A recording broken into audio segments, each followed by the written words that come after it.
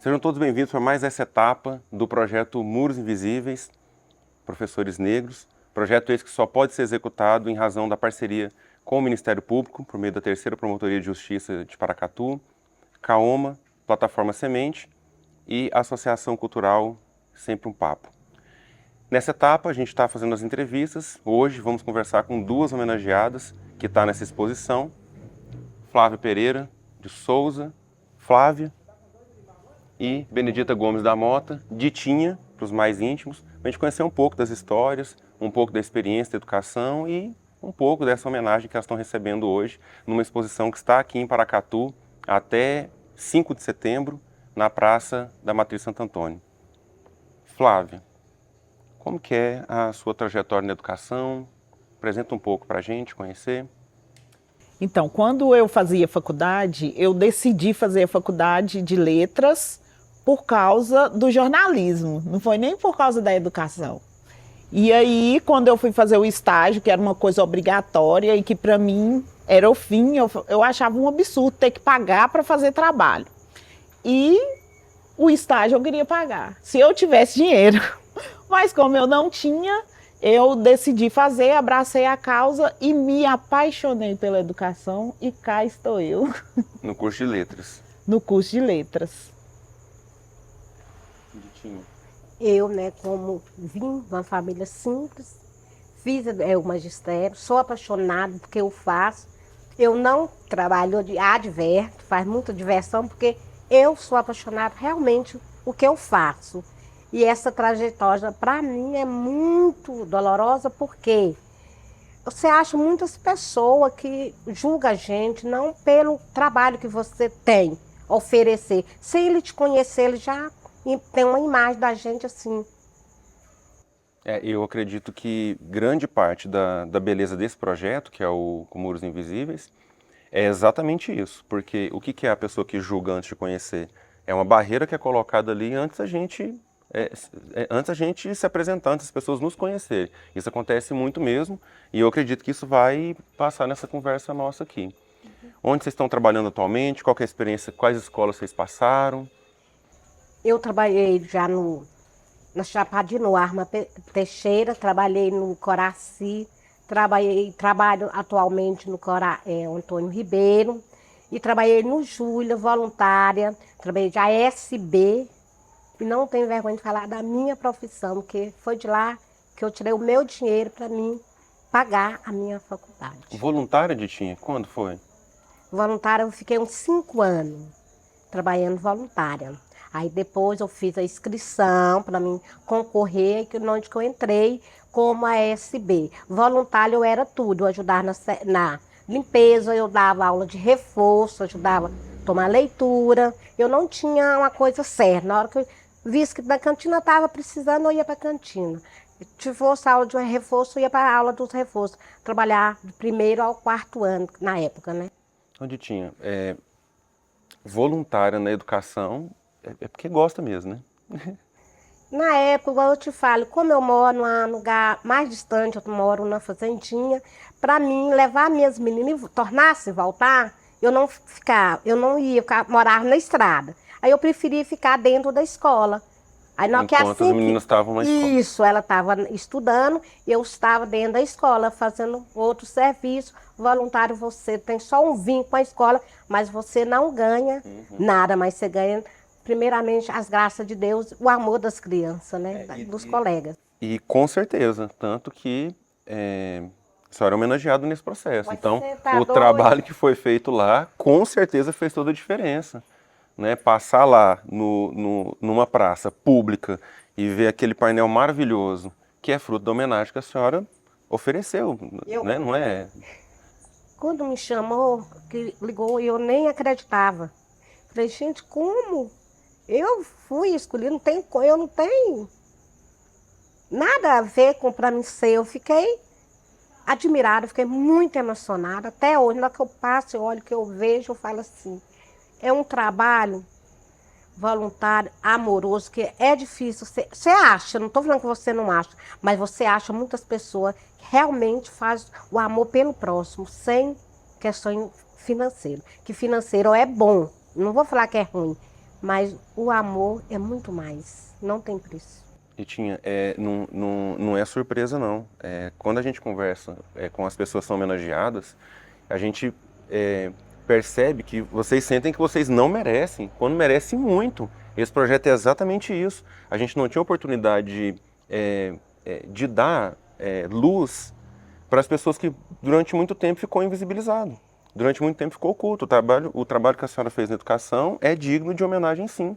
Então a gente tem que sentir que a gente pertence a isso, sabe? E não tem que ter vergonha do trabalho de jeito nenhum. Inclusive, uma curiosidade, né? Os homenageados são vocês, mas a minha mãe trabalhou muito tempo na educação também, em Uberlândia, e ela é o que a gente chama de ATB aqui. Isso. Minha mãe era auxiliar de serviços gerais. É cantina, é limpeza, é ficar esfregando quadro, esfregando o chão. E assim, um trabalho lindo, um trabalho maravilhoso. Minha mãe já tinha trabalhado no magistério, na educação, aposentou agora recentemente como ASG. E foi assim que ela criou, sozinha, uma mulher que criou a mim, o meu irmão e um primo que morava com a gente ainda. É esse tipo de trabalho, sim, que a gente morre de orgulho. E se a gente está aqui hoje é por conta do trabalho de pessoas como a senhora, como a minha mãe. Mas às vezes tem hora que a gente fala assim, da origem, mas tem lugar, eu acho que tem pessoa que olha assim, com o olho atravessado, mas eu, pelo menos, jamais tenho muito orgulho. O que eu faço, eu não trabalho hoje, advirto. Eu amo, sou apaixonada mesmo o que eu faço pelas crianças. O melhor preço é quando você vê uma criança lendo. Não tem preço. Com certeza. Estou com meu filho nessa idade e ver ele descobrindo o mundo é uma das coisas mais lindas que eu já vi na vida. Eu, sendo professor, e eu não tenho essa habilidade, perceber isso dentro de casa é muito bonito. Nossa, imagina vocês que conseguem fazer isso, acompanhar isso, a rotina, né, da educação infantil. É muito bom. Flávia, quais são as escolas que você já passou, onde você está atualmente? Município, estado, qual que é a sua trajetória até aqui? Então, eu comecei a trabalhar em 2006 no estado, na Escola Delano, na qual eu estou hoje. No segundo ano, eu continuei trabalhando no Delano, mas no segundo endereço, que na época era uma escola municipal na zona rural, que é a Escola Arquimedes Cândido Meireles, na região do Morro Agudo, onde eu aprendi muito com meus alunos e hoje, se eu sou professora, eu devo muito isso a eles. Continuo na Escola Delano, né, que é uma escola estadual situada no Paracatuzinho, na qual eu sou apaixonada, tanto pela escola quanto pelos meus alunos. A educação tem muita sorte porque 80% das pessoas da educação sempre falam que são apaixonadas. Eu fico imaginando o que seria da educação se não tivesse a paixão. Porque quem não é da educação gosta de falar que a gente tem que trabalhar por amor. Não, vamos lá, né? A gente tem que ser remunerado por aquilo que a gente faz, a gente tem que ser reconhecido por aquilo que a gente faz. E o amor é um elemento que aparece muito na educação mesmo, né? Verdade, Cássio, porque o amor é que ajuda a gente a superar as dificuldades. Porque não é fácil para a gente enfrentar tanta coisa, tantos obstáculos, para a gente poder ensinar e estar cativando esses alunos a querer aprender, querer conhecer, né? Aprender coisas novas. Isso não é fácil e se a gente não for apaixonada, a gente desiste, a gente larga o barco. Porque é difícil, né? Não é fácil. Muito prazeroso, é muito gostoso, mas é um desafio absurdo. Seja por conta dos olhares que a gente acaba recebendo, seja pela própria natureza da educação mesmo, que é desafiadora, né? Não é todo mundo que consegue mesmo estar na educação, enfim, ter uma carreira bonita como a que vocês têm. Lá no Morro Agudo, foi em 2007? Isso. Morro Agudo já dava para ir e voltar, né? Não tinha que ficar lá na escola não, né? A gente ia e voltava, todos os dias. Saía de madrugadinha, chegava, dava aula e voltava para a cidade. Exatamente. E hoje, Delano. Hoje, Delano. Pois bem, Ditinha até mencionou que de vez em quando a gente recebe alguns olhares que nos incomodam. Mencionando a minha mãe, ela várias vezes comentava que quando ela estava na educação, minha mãe é negra, né? Minha mãe é negra, ela trabalhou já como doméstica, enfim, minha mãe trabalhou em muitos lugares para poder sustentar a gente e terminou na educação. E ela fala que muitas vezes o fato dela estar no ambiente de cantina, de limpeza, as pessoas a tratavam como alguém que fosse menor, sabe? Como se a função fosse de limpeza mesmo, sabe? Dentro da experiência da educação, vocês tiveram alguma situação, algum momento em que isso ficou muito declarado? Eu falo declarado porque velado aparece muito, né? Aliás, as pessoas acham que é velado, mas a gente percebe um olhar. Eu percebo quando a pessoa está olhando para o meu cabelo, né? Desvio o olhar e olho para o meu cabelo, os comentários, quando eles estão procurando a autoridade do lugar, quando a autoridade sou eu. Então isso acontece. Mas teve alguma situação que vocês conseguem lembrar que é uma dificuldade? Quando eu estava trabalhando lá no Bom Ragudo, na Escola Arquimedes, a gente vinha de ônibus, né? E era muito alegre, a gente brincava muito no ônibus. Mas você é alegre? Você é a pessoa que leva alegria onde você passa, a pessoa mais despachada E que aí, existe. de vez em quando, a gente dava carona para algumas pessoas. E aí, um dia, um senhor que pegou a carona perguntou se eu trabalhava na escola. Aí eu falei assim, trabalho sim. Aí ele pegou e falou assim, a senhora faz o quê? Cantineira? Não querendo desmerecer, né, o trabalho das serviçais, né, que tanto nos ajuda e que tanto cuida de nós na escola. Mas ali eu senti que eu estava sendo discriminada por duas coisas, por ser preta e por ser gorda, que hoje eu pesei um pouquinho a mais do que hoje, viu, gente? Então, assim, e não foi só essa vez que aconteceu, mas que marcou muito foi essa vez e quando eu estava fazendo faculdade também. Um dia eu estava no salão da faculdade e aí chegou uma pessoa e perguntou se eu trabalhava ali. E eu não sei porque eu senti que era no cargo inferior.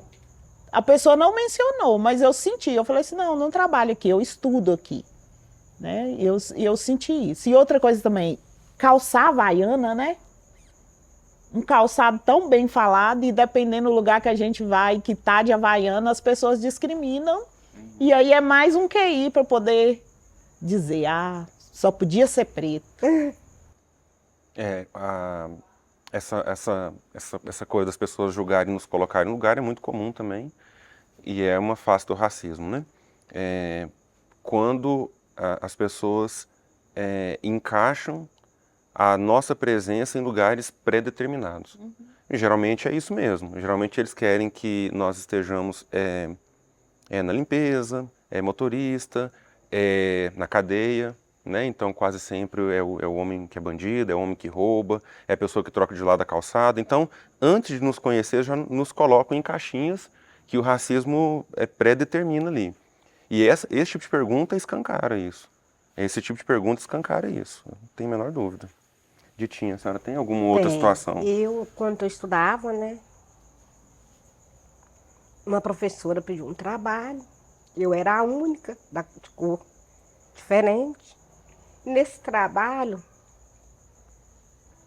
com certeza, eu coloquei a minha origem. Todos pretinhos, antigamente os livros eram preto e branco, os cabelos bem cacheadinhos, né, como se diz. Fiz o meu trabalho, ando a entregar o meu trabalho, eu trabalhava numa escola, uma professora olhou para ver se não tinha erro, concordância, que era um trabalho que ia ser avaliado, não só pelas fotografias. E nesse trabalho ela entreguei no dia certo, não teve erro, concordância na época. Aí essa professora me deu, valendo 10, me deu meio. A pior nota da turma, todo mundo alegre, eu triste. Eu saí chorando, né? Meio ponto. Tudo aquela foi, tudo papelzinho, tudo passado com lápis de cor, bonitinho, que na época não tinha canetinha, mas pra mim era uma coisa de luxo. Né? Pra mim era, porque eu não tinha. Eu peguei e fiz o meu trabalho bonitinho. Nesse eu tive um professor, um diretor, me viu, me perguntou o que tinha acontecido. Eu peguei e falei assim, o meu trabalho não valeu nada, eu tirei 0. Ele falou, 0? Eu falei, Ele falou, por quê? Eu falei, se ela me deu meio, nem a metade ela não me deu. Coloquei bonitinho, identificando o nome, tudo bonitinho. Aí ele pegou, chamou essa professora, conversou e falou assim, ela não está satisfeita com a nota. Grampeou e perguntou se tivesse, se eu corrisse o risco, né, tirar 0. Eu falei, corre. Aí ele foi, grampeou, pediu outra pessoa para analisar, né? Essa pessoa, o professor me deu 10, mas todos os trabalhos que tinha, eu era a primeira ou a segunda. Eu me senti que eu estava sendo, pela minha cor, que eu era a única preta da sala. Eu sou apaixonada realmente por minha cor. Eu amo a minha cor. Ali é um caso de discriminação, claro. Mas só que não tinha, né, essa lei. Se fosse hoje. E ela era loira. A professora? Na época era, loira. Ela é loira, cabelo, pintava o cabelo, né? Era da cor clara, bem clara. Mas só eu recorri minhas notas, né? Que eu queria minhas notas. Porque é nota, eu ia perder nota. Você faz tudo. Eu acho que, né, eu senti que ela estava me discriminando. E assim, nem só pela lei, mas assim, a própria consciência. Porque eu não tinha consciência dessas coisas quando eu era criança, quando eu era jovem, não tinha. Isso vem muito da gente ouvir, da gente estudar, da gente conhecer. Hoje, certamente, essa professora, ela estaria em maus lençóis, né? Tava, com certeza. Dessa. É a única pessoa que teria uma Ela nota me dessa. marcou muito. Não tem raiva dela, mas é doloroso. Só para quem, igual a Flávia falou, é difícil. Todo mundo sabe tirar toda nota boa. Você você fez tudo bonitinho. Eu acho que ela não me olhou com ela não foi justa com minha nota. E eu acho que isso acaba sendo muito comum. Eu não lembro de uma situação dessa, mas eu não sei se porventura eu passei por isso e de repente era um estereótipo também que a pessoa tinha e que é o menino pretinho e tal. Mas eu imagino quantas pessoas passaram por isso. Tem uma história muito, muito legal da biografia do Malcolm X. Malcolm X é um dos líderes que eu mais admiro, assim, né? Para mim, um herói negro, assim, que disse muito das coisas que eu acredito. E ele conta uma história que ele está na escola. Enfim, o pai dele foi assassinado, a mãe dele acabou precisando ser internada, perdeu a guarda dos filhos, e os irmãos foram estudar, cada um para um lado, sendo cuidado por outras famílias. E aí ele foi estudar em uma escola de pessoas brancas. Ele viveu a infância e juventude dele nos anos 30, 40, nos Estados Unidos. 40. E aí ele conta que um professor foi perguntar para a turma o que eles queriam ser. E aí, vai estudar para quê? Que profissão quer ter? E ele falou que ele gostaria de ser advogado, que ele queria, né, defender, conhecer as leis. E aí ele conta que todo mundo saiu da sala, o professor falou, não, fica aqui um pouquinho. E aí falou assim, você tinha que seguir a profissão de Jesus, né? Advogado, não é para você ficar estudando essas leis todas. Pega uma profissão que é mais a sua cara, que é mais o seu jeito, que é mais... Então, assim, e ele conta com muita dor isso. E Malcolm X depois ele virou autodidata e conheceu as leis e acabou advogando, defendendo as pessoas. Mas a educação tem esse lugar. A educação pode matar. Imagina se a senhora, naquele momento, ao invés de ter falado isso para um diretor, tivesse simplesmente desistido de estudar, porque de repente vai pensar que aquela nota define toda a competência que a senhora tinha. Imagina quantas pessoas não tiveram o futuro todo condenado por conta de uma fala de uma professora que é racista ou de uma situação que é racista, sabe? Porque é isso, né? O racismo mexe com a nossa autoestima, mexe com o que a gente acha que a gente é capaz ou não. Então, conhecer é muito importante, estudar é muito importante, sabe? E a educação trouxe vocês para cá, né? Hoje, família formada, família constituída, filhos. A educação teve um papel nisso? A educação contribuiu para, eu digo assim, financeiramente falando, a constituição da família teve contribuição nisso? Ou foi outras coisas que... Para estudar? Para estudar, para estar onde a gente está hoje? Ixi, na minha família me ajudou demais. Levantava meu autoestima, volta a estudar, que eu parei, quando eu terminei o magistério, eu dei uma parada mesmo, tá? Acabou. Fui trabalhar em outras áreas, A senhora trabalhou em que lugares? Depois que eu terminei o magistério, depois que eu trabalhei de diarista, já trabalhei de diarista, fui cantineira, trabalhei mais de 12 anos na cantina, aí depois eu voltei a estudar, ainda estava trabalhando de cantina, nunca eu tirei o dinheiro, né, para mim estudar, tive apoio de várias pessoas, me ajudaram para pagar, me ajudou de todo tipo, eles me ajudaram. Me apoiava em tudo, mas tem aqueles também que detona, né? Não acredita na gente. Mas a minha família, graças a Deus, não tem nada de reclamar. Todos eles me ajudaram. Levantaram o meu autoestima. Volta mesmo, você tá certo, estuda. Mas tem colega que infelizmente fala, você tá velha. Mas como se diz, a gente tem dois ouvidos, né? Você ouve, grava o que você quer, o outro você deleta. Exatamente. Então foi quando a senhora trabalhou na cantina que começou a juntar dinheiro para poder dar prosseguimento. Não, não fiquei muito tempo, né? 12 anos. 12 anos, tinha outros propósitos, de outras coisas que eu queria adquirir, que eu não tinha coisa. Eu fui trabalhando para adquirir o que eu queria, depois falta estudar. E eu falei, gente, será? Ah, não, eu tô coisa. Não tem nada disso, não, mas tem aquelas que falam que a gente tá velha, que você não pode. Mas a minha família me ajudou, hora nenhuma. Falou, não, você tá certo, estuda mesmo, é isso mesmo, você tá no caminho certo, não tem nada de idade, não. E quando eu entrei, eu tinha nós era 3, né, lá, tinha uma bem mais, com uns animais que eu, aí foi meu exemplo para mim lutar. Falar, não, eu tô muito... Tu é jovem, eu tô jovem. O curso de licenciatura, quando eu fiz a licenciatura também, sempre eram pessoas bem assim, bem maduras, assim. Pessoas que já tinham profissão, pessoa que já estava até concursada, estava querendo uma outra graduação. E eu realmente era um dos mais novos. E eu não fui garoto, não entrei com uns 17, 18 anos, não, sabe? Já estava com 20 e tantos, que eu estava na licenciatura, e é essa a realidade também.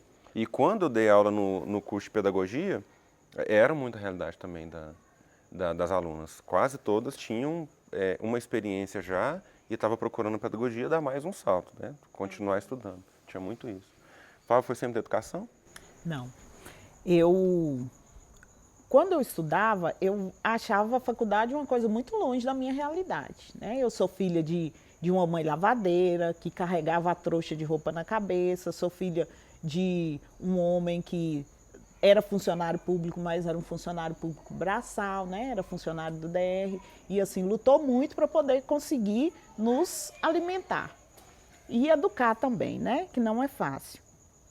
E aí minha mãe tinha vezes que ela largava tudo, até as vasilhas, tudo prontinho para que a gente só estudasse. Mas mesmo assim, eu via a faculdade uma coisa muito longe de mim. Eu não me via na faculdade.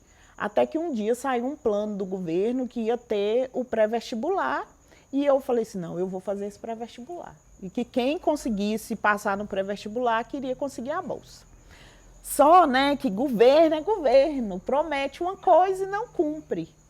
E aí eu estava muito apegada com essa ideia de fazer a faculdade, mas eu não tinha condição de pagar. E não tinha condição de ir para fora também.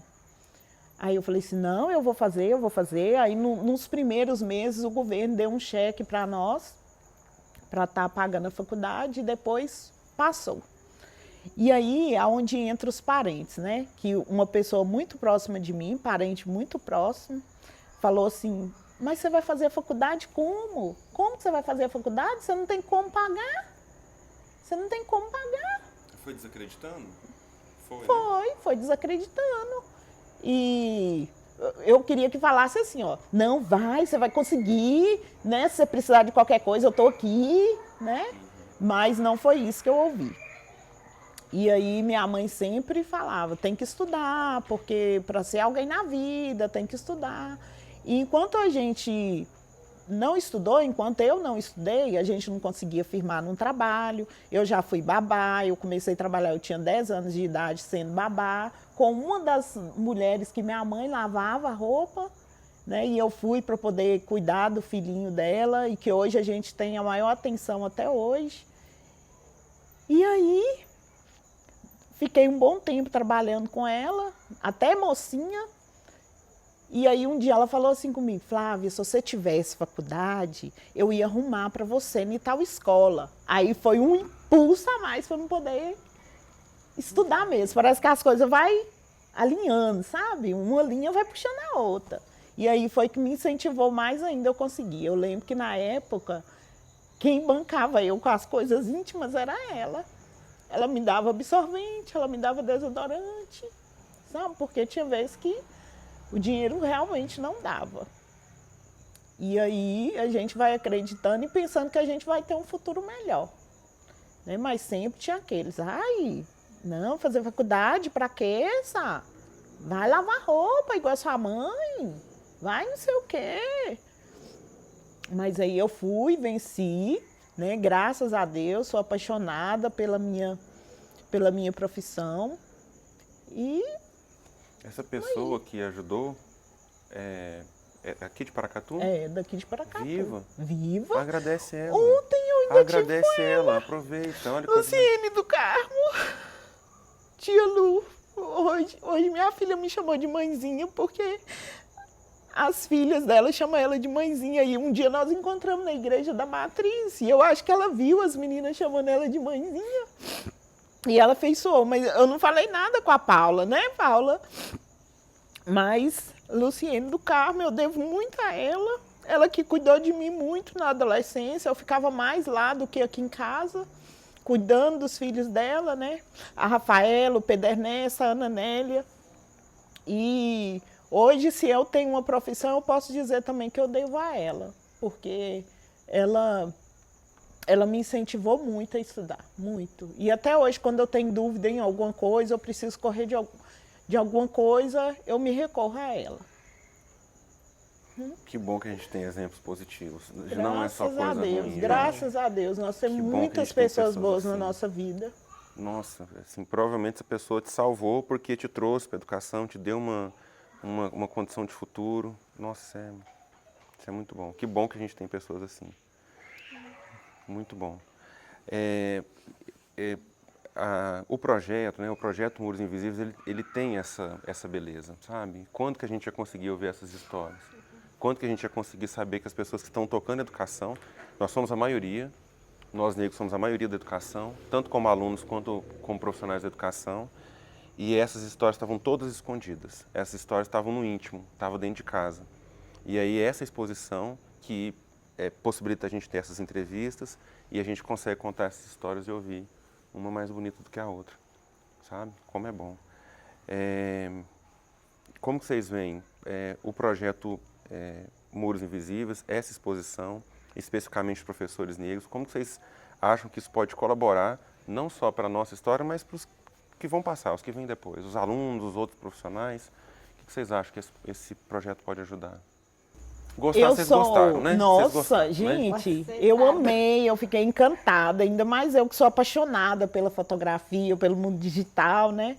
E aí eu fiquei apaixonada. Cada dia, gente, uma pessoa manda, às vezes não marca nos stories nem nada, mas manda no zap foto, que foi lá e tirou, grava áudio falando, ó, eu tive aqui, ó, fulana teve aqui, olha minha filhinha, tirou uma foto com você, e manda. Né? Eu fiquei muito feliz também essa semana que meu irmão foi lá e tirou a foto, me admirando, e colocou assim, ó, ela não anda, ela desfila, ela é top, capa de revista. Arley Pires, né? E eu sou apaixonada pelo pagode, que ele é pagodeiro. E é uma das coisas que me distrai muito também. Como eu já tinha colocado que um tempo atrás eu era um pouco mais obesa, né? Eu fiz bariátrica e eu estava passando por um processo de baixa autoestima, muito baixa mesmo. Eu ia trabalhar porque eu precisava trabalhar. Aquela paixão, aquele vigor, não estava mais. Eu ia trabalhar porque eu precisava trabalhar e porque eu tenho uma filha para sustentar. Então, eu chegava em casa, eu deitava e ficava quietinha. Era o tempo de eu chegar em casa. Eu falei, gente, uma dor nas costas, e se eu ia para algum lugar, eram mais dores e dores. E aí, aonde eu conseguia me aliviar um pouquinho, é quando eu ia para o pagode. E aí eu conseguia até que eu tomei a decisão de fazer isso. Ano passado, meus pais têm uma chácara. E eu fui cortar a grama da chácara. E uma chácara vizinha, tinha um pessoal lá e eles falaram... E eu não conhecia o pessoal que estava nessa chácara. E aí alguém falou assim, é ela sim, aquela preta, gorda. E eu tenho certeza que estava falando era de mim. Não, eu tenho certeza, o som estava alto e na hora que o som abaixou, saiu bem desse jeito. É ela sim, eu tenho certeza, aquela preta, gorda, chata. E eu tenho certeza que era para mim. É a professora. Então, assim, a gente é desvalorizado, muitas das vezes, não é só pela sociedade. Tem hora que a gente é discriminado pelos próprios colegas de trabalho. É desacreditado pelos próprios colegas de trabalho. E muitas das vezes a gente dá um assim de desentendida, sabe? Para o clima ficar ameno, para poder ficar tudo tranquilo, para a gente trabalhar de boa. Manter a convivência, né? Para manter a boa convivência. Mas que não é fácil. Não é fácil. Não é fácil mesmo. E dói muito, muito. Saber que aquela pessoa está ali para poder criar vínculos afetivos, profissionais, mas nós temos uma hierarquia e ela tem que ser seguida, ela tem que ser respeitada, né? E tem hora que a gente pensa assim, eu vou levá-la para a justiça, eu vou levar para a justiça. E aí a gente fica, dói, machuca, a gente fica com essa dor, com essa cicatriz, mas na esperança de que um dia vai mudar, de que a pessoa vai reconhecer, mas infelizmente parece que não, Cássio. Parece que não muda. Quase não sempre muda. é a gente que tem que se anular pela boa convivência. Isso é que é ruim. É a gente que tem que abrir mão. É muito, muito difícil, sabe? E assim, o desgaste, processar, o desgaste que tem que procurar, aí tem que convencer. Do outro lado tem uma pessoa que às vezes não entende, que não tem a menor sensibilidade, é muito difícil. Uma mesmo. palavra contra a outra, né? A minha palavra contra a de fulano, a minha palavra contra a de Beltrano, e aí fica aquele jogo de disse-me disse, e muitas das vezes a gente prefere deixar, mas Deus sabe de todas as coisas, né? E não adianta. Ele está lá em cima, ele vê, ele sabe. Ditinha, projeto, como que é o projeto? Para mim foi uma homenagem, como se diz o outro. Eu acho que eu estou nos sonhos, porque eu sou dessa, desligada realmente de telefone, eu sou negação. Não tem esse vício de ficar na internet, essas coisas, até que sobre isso eu sou, para mim, uma grande surpresa. Nossa, eu tô feliz demais. Apesar que eu tenho que ficar mais atenta, mas, como você está falando, é uma coisa assim, tá na minha memória, porque para mim ser homenageada no mundo inteiro que eu falo, aqui em Paracatu todo mundo viu minha foto, e eu nem foto eu não gosto de tirar, porque uma que realmente eu falo, não, eu tô gorda, ó meu rosto, ó meu cabelo. Eu sou uma dessas que já fico mesmo, já não gosto, mas agora, como se diz o outro, como o rapaz falou comigo, que eu virei uma diva. O Lucas, no dia da foto? Foi, você tá uma diva. Eu levei e falei, não, eu mesmo, eu sou bonita mesmo, tem cara, é bonita mesmo, sou linda. Para mim foi muito bom. Agradeço, né, todos pela tolerância, a gente fica nervosa, fica cismada, mas para mim foi ótimo. Tem que acontecer não só essa vez, várias vezes, para outras pessoas também. Vamos torcer para que continue verdade. mesmo. Vamos torcer que continue mesmo. No meio de milhares de profissionais da educação, vocês estão aqui, sabe? Então, assim, é merecimento mesmo, é reconhecimento mesmo. E tomara que tenha outros, para que outras pessoas também tenham oportunidade. É verdade, porque, gente, é fantástico, né, Ditinha? Você tá Nossa, meu Deus! Nós acertamos a lota, eu tô rica, sem o dinheiro. É o que a gente fala de autoestima, pessoal. Porque, assim, ó, quando você tem autoestima, você é reconhecido, tudo flui mais fácil. Tudo que você vai fazer, você faz ainda com mais amor, com mais carinho, com mais paixão, sabe? E assim, eu tenho vivido essas últimas semanas emoções fantásticas, não só ao receber as fotos, mas, por exemplo, se eu estou passando lá na exposição e aí, passando na coincidência, vem pessoas e te reconhecem na foto, mas você está passando aqui, você está ali, não, vem cá, vamos lá tirar uma foto. E assim também com os meus alunos. Eu tenho alunos que são difíceis em comportamento. Tem professores difíceis também, eu sei, todo mundo é difícil. Mas parece que está amenizando a gente enfrentar certas situações que a gente não conseguiria se fossem dias normais. Porque isso trouxe uma força, um vigor, sabe, Cássio? Mexeu aqui dentro, mexeu. É uma marca que vai ficar para o resto das nossas vidas. E os Foi meninos sentem fantástico. orgulho também, né? Sente. Aumenta o respeito, aumenta a admiração e o orgulho. Eu vi isso dos meninos. Porque assim, é minha professora está ali. Minha professora é um exemplo, a professora está numa exposição, está todo mundo vendo, e eles passam a comentar com os outros. Então, assim, com certeza, isso muda a relação dentro da sala de aula, isso muda a relação da escola. E ser mais fantástico ainda, uma exposição a céu aberto, né? Ou você passa em cima, ou você passa embaixo, ou você passa de um lado, ou você passa do outro, você está vendo. Né? Que geralmente a gente está acostumada com exposições num ambiente fechado. Isso. E essa exposição, né, na porta da igreja da Matriz, nossa, fantástico. É uma das igrejas mais movimentadas, se não for a mais movimentada da cidade, né? E agora, com barraquinho, com festa junina, então as pessoas estão ali também. Sensacional, né? Fantástico. Muito bom. É isso. Vamos encerrar mais uma etapa do projeto Muros Invisíveis, a parte das entrevistas com os professores negros. Mais uma vez agradecendo o Ministério Público por meio da 3ª Promotoria de Justiça de Paracatu, CAOMA, Plataforma Semente, e agradecer principalmente vocês que estão acompanhando até aqui. Nós ainda temos outras entrevistas, a exposição vai ficar aqui até o mês de setembro em Paracatu, em frente à Matriz. Visitem, né, tirem foto, marquem os professores que vocês conhecem, comentem com os alunos da rede